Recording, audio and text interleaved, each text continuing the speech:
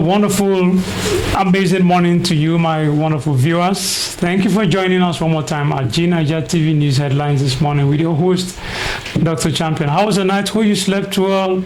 Hope you made someone smile yesterday. Hope you are having a smile on your face too. Hope you are excited about work today. If you are not, I am definitely excited and passionate. We've told you before about the benefits of being passionate and excited about what you do.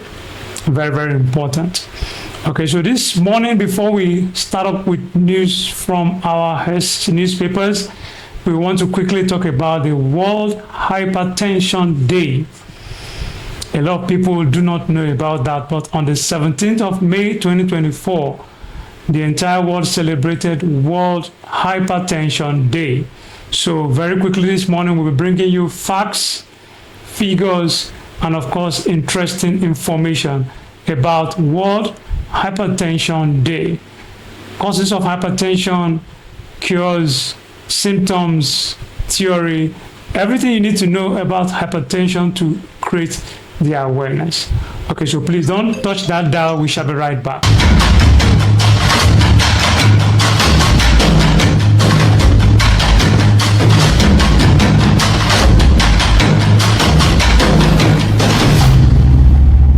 Back, and in case you're just joining us, is the G9IJA TV newspaper headlines this morning with your regular host, Dr. Champion. And just before the commercial break, we had the information about World Hypertension Day.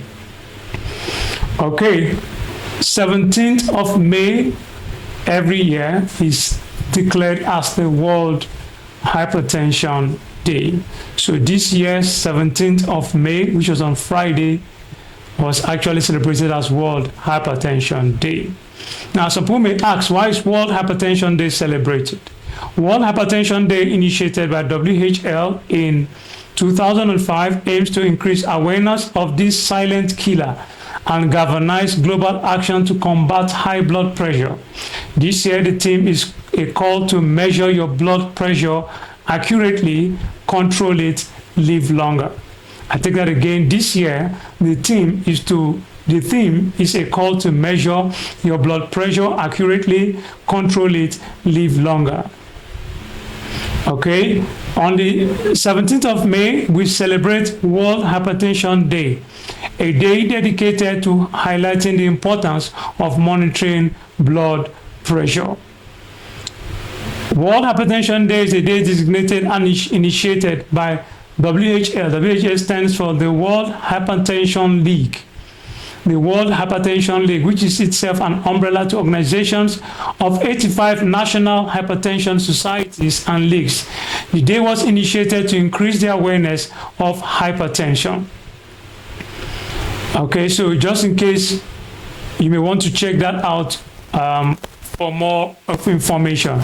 All right, and moving further, we have the awareness is created because so many people are yet to understand what high blood pressure or hypertension is. And of course, just in case, I'm sure some of us know that already, hypertension is another word for high blood pressure.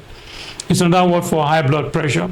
And of course, we've discussed that before in one of our sessions in G9IJA TV news headlines. So please check out one of our health news on previous editions to get more information about high blood pressure, also known as hypertension. But for now, we shall quickly discuss the things that can increase your risk of getting high blood pressure. What are the things that may increase the risk of you suffering from hypertension? Number one is being overweight. Too much weight, obesity is not good. You need to cut down on your weight so that you can have the need to live longer. Okay, then eating too much salt. Eating too much salt is not good. And do not eat enough, when you do not eat enough fruit and vegetables, you could also increase the risk of suffering from hypertension. If you do not eat enough fruits and vegetables, it's a wise saying that said that a fruit a day keeps the doctor away.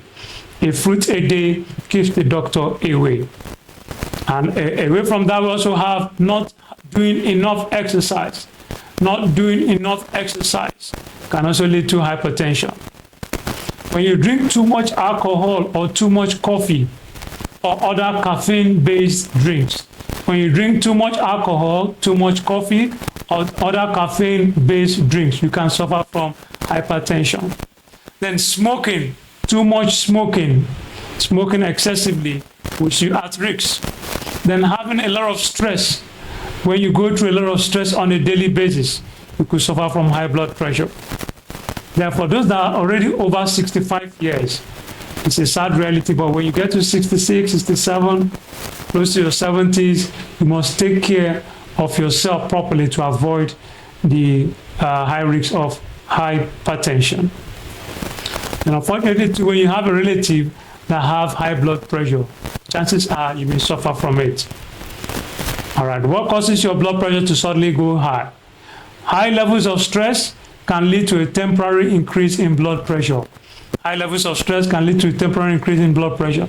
Stress-related habits, such as eating more. Of course, some people don't know that when you eat too much, for those that are that eat a whole lot, some people call them gluttons. You're always eating. Some people eat 4 times a day, 5 times a day, 6 times a day. I can't imagine why you would do that. Okay, so that is a wrong eating pattern. You can ask your professional nutritionist. So high levels of stress can lead to high blood pressure, and of course stress-related habits such as eating too much, taking too much tobacco, taking too much alcohol, smoking too much. This also can increase your high blood pressure. Someone may want to ask, how can you drop your blood pressure quickly? Someone just sent in that question.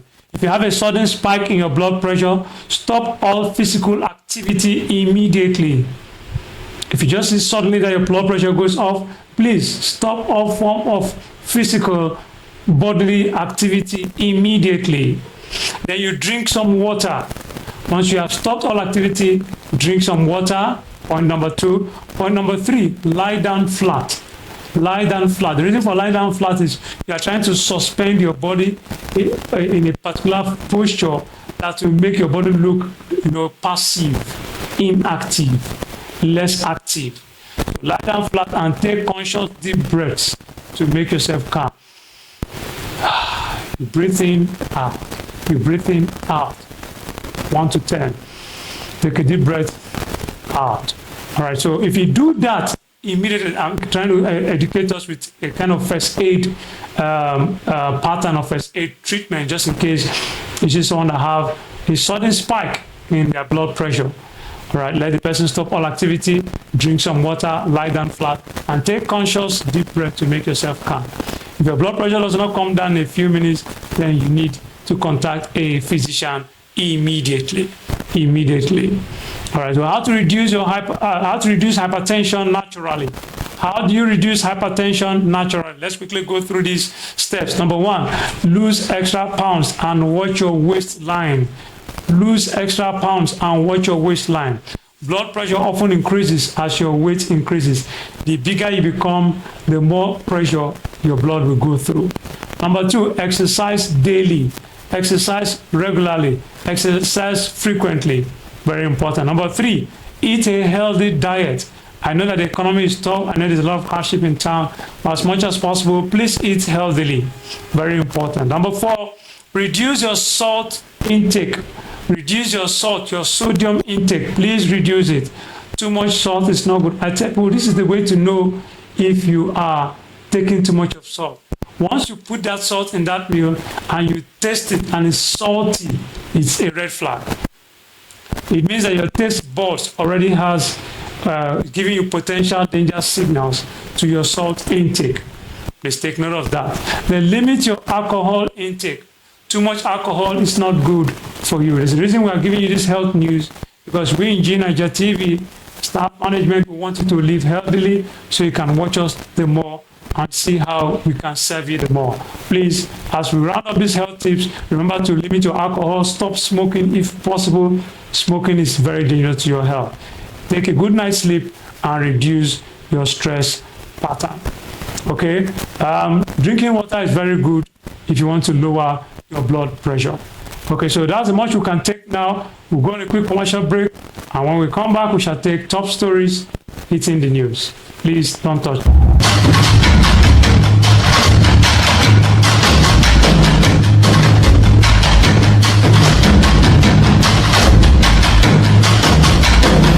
back, and in case you're just joining us, this is the G9IJA TV Newspaper Headlines segment. I've been your host, Dr. Champion, and for those that joined us late, please go through our channel and make sure you learn one or two things from the health news I just dropped by on hypertension. It will help you a lot.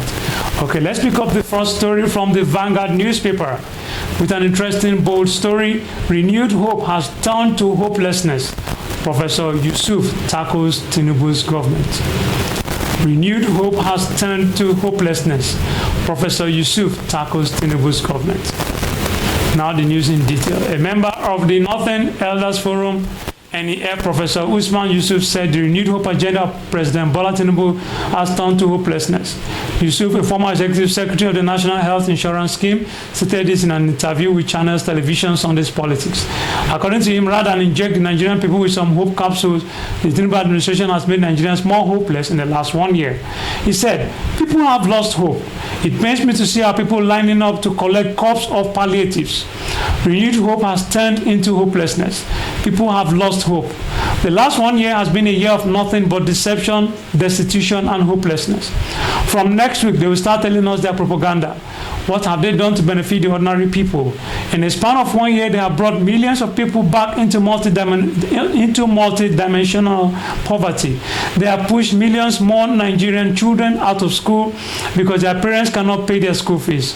Yusuf described the economic management team of the president as tax collectors other than economics. The economic team to me looks more like tax collectors than economics. Taxation does not grow economy, only production does, he said. Recall that President Tinubu campaigned on the mantra of the renewed hope.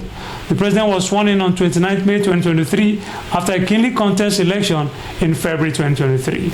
Since inception, the President Tinubu administration has introduced some reforms such as petrol subsidy removal and unification of the foreign exchange windows. Right, details of that can be seen in the Vanguard newspaper. And away from there, let's quickly go to the Punch newspaper. The Punch has this headline: CBN withdraws circular on cyber security levy. Now the news in detail. The Central Bank of Nigeria has retracted its directive asking banks and payment service providers to collect and remit the cybersecurity levy as outlined in the Cybercrime Prevention and Prohibition Amendment Act of 2024. The Apex Bank announced this in a revised circular stated 17 May 2024. The circular, signed by the Director of Payment Systems Management, Chibuzo Ifobi, and the Director of Financial Policy and Regulation Department, Haruna Mustafa, was addressed to commercial banks, payment service providers, non-interest banks, and others. The circular obtained by Punch Online on Sunday was titled Cybercrimes Prohibition Prevention etc. Amendment Act 2024. Implementation Guidance on the Collection and Remittance of the National Cybersecurity Levy. Details of that can be seen in the Punch newspaper. Please get yourself a copy. And away over from there, we move to the Sahara Reporters. Tinubu appoints spokesperson Ngelale as Climate Action Special Envoy. Establishes Green Economic Initiative Committee. President Bola Tinubu has approved the appointment of a special advisor on media and publicity, Ajuri Ngelale, as a special presidential envoy on climate action. Details of that can be seen from the Sahara Reporters. Please get yourself a copy. And we are back to the Vanguard newspaper with this interesting headline: Minimum wage, why we may not accept 100,000 naira, organized labor. Why we may not accept 100,000 naira, organized labor. Tells federal government to break down whatever amount it wants to pay, says it expects government to be serious. Organized labor has told the federal government to perish any thought of offering 100,000 naira as the new minimum wage. It also asked the government to be serious with negotiations on the issues of wages for workers, insisting that it use the lowest minimum in arriving at 615,000 naira as a new minimum wage. Recall that organized labor, comprising the Nigerian Labour Congress, NLC, and the Trade Union Congress of Nigeria, TUC, pulled out of the negotiation meeting last Wednesday when the government offered 48,000 naira as new minimum wage. However, the chairman of the Tripartite Committee on the National Minimum Wage, Alhaji Bukar Goni, in a letter to organized labor calling a meeting to be held tomorrow, Tuesday, indicated interest that the government would shift ground and asked organized labor also to shift ground. Details of that can be seen in the Vanguard newspaper. Please grab yourself a copy. I will move to the Leadership newspaper with an interesting headline. A good news, I must say.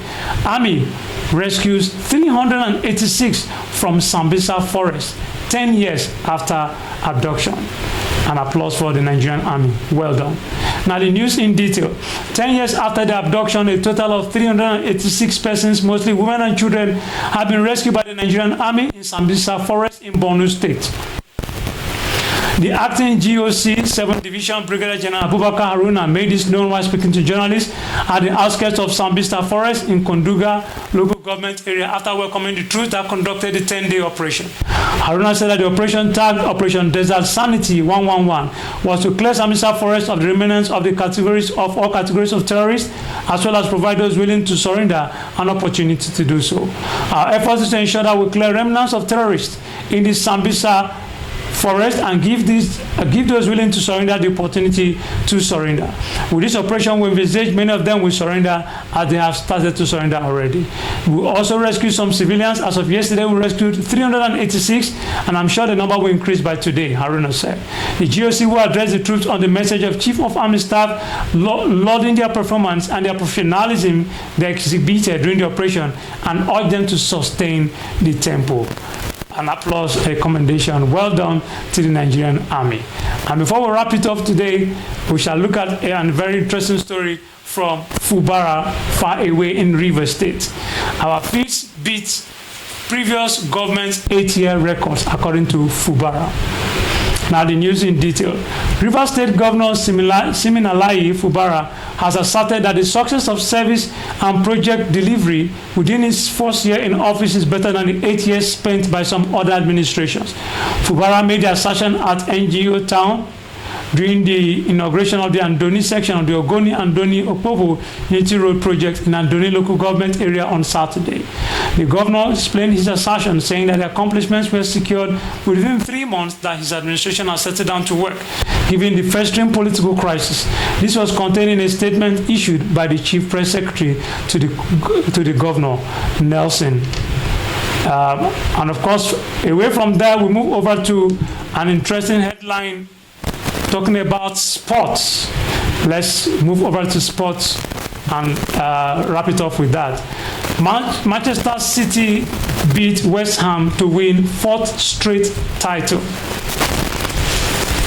Okay, very interesting story. Arsenal dealt huge Premier League title setback with major West Ham injury concern for Man City. All right, let's take that news in detail. Arsenal news as the Gunners see their hopes of a dramatic Premier League final day swing take a blow before kick-off. West Ham attacker Jarrod Bowen is out of the final day clash that they had with Manchester City. Okay, and away from there, we move over to another interesting headline from the Daily Mail. The Daily Mail says Man City versus West Ham. Man City versus West Ham. Okay, we have an interesting story there. Premier League title race recap. Man City make history by making it 4 in a row as Arsenal have to make do with second place. The Premier League seasons fly by quicker and quicker each year. This year was no different. But I didn't want it to end. The 2023-2024 season brought its highs and its lows, and overall it's one of the greatest league seasons in recent memory. Manchester City are the ones who ended on top, as they have done for the 3 seasons before. They ensured their name is in the history books once again. Arsenal came close, but not close enough. They did their job on the day by beating Everton. However, they settled for second place. The season is not completely yet over, though. We still have the FA Cup final and all European finals to come, and then is the Euros. Thank you for joining our coverage of another exceptional season in the Premier League. And with that, we want to call it a wrap for the G9IJA TV newspaper headlines this morning with your host, Dr. Champion. Please, as you go on the rest of the day, get a smile on your face, make somebody happy, and remember that if you don't believe in yourself, no one else will believe in yourself. So make sure you believe in you. And remember, we love you. Stay tuned, same time, same channel, with the best educative and entertaining TV channel, G9IJA TV.